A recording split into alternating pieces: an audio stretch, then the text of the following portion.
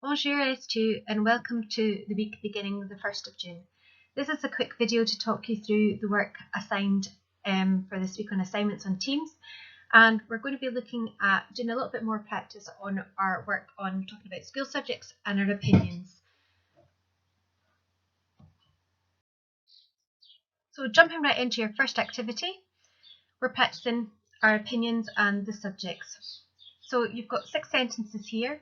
We're using the same icons that we used in a previous lesson to signify j'aime, j'adore, je n'aime pas, je déteste, and also the little pictures to show the different subjects.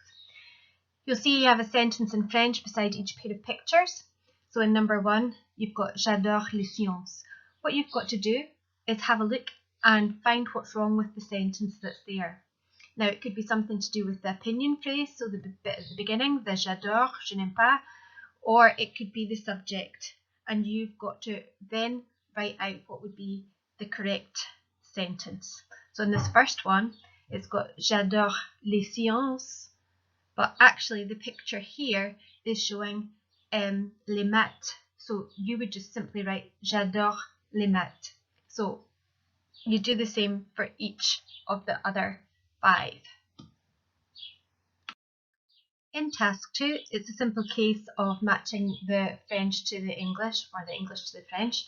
You've got 9 phrases in English there and 9 corresponding phrases in French, but they're all jumbled up at the moment.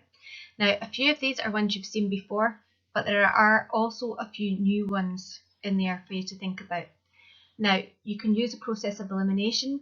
I also want you to think about picking out keywords that you know in French that also appear in English to try and help you work out which one is which.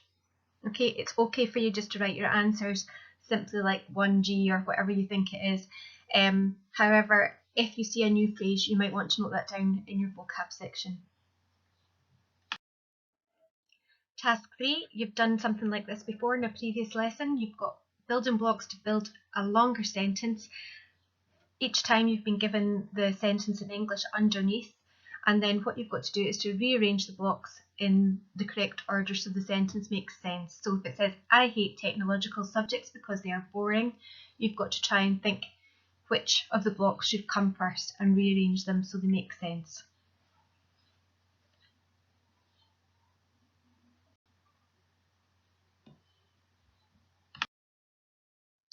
Task 4 is a reading task, but it's a slightly different reading task than you might have been used to in class. It's called a narrow reading, and the purpose of it is for you to pay really close attention to differences between the 3 different texts. So each person talks a little bit about their likes and dislikes in school, but each one says something slightly different. Okay, if we look at the first sentences in each of them, you've got Salut, je m'appelle Magali, Salut, je m'appelle Jacques, and Salut, je m'appelle Aurélie. So those are telling us the people's different names, and if you look at the worksheet, then those are the names at the top of each column. So what you've got to do is go on and read each sentence in turn and note down in French and English what the differences are between what each person says. So if we go on to look at the second sentence to give you an example, Magali says, j'étudiais 9 matières au collège. Jacques says, j'étudiais 10 matières au collège.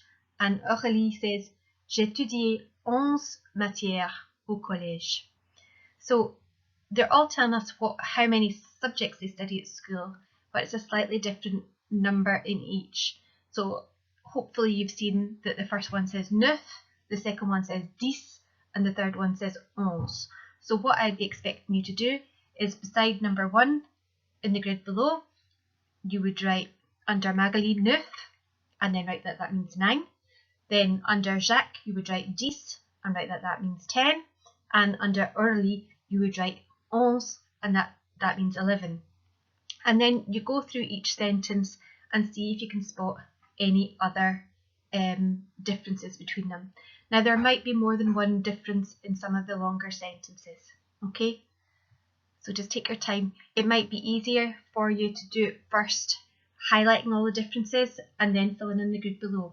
It's entirely up to you.